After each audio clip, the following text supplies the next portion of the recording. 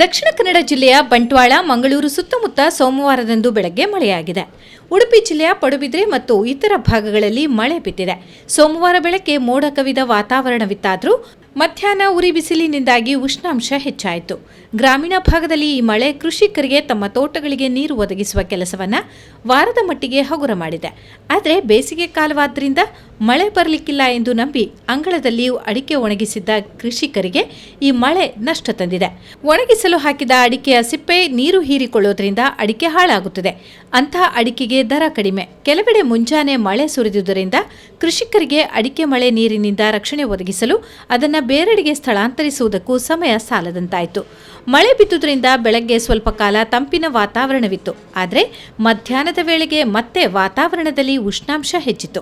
ಬೆಳ್ತಂಗಡಿ, ಕಡಬ, ಪುತ್ತೂರು ತಾಲೂಕಿನಲ್ಲಿ ಬೆಳಗ್ಗೆ ಸುಮಾರು 4 ಗಂಟೆಗೆ ಮಳೆಯಾಗಿದೆ.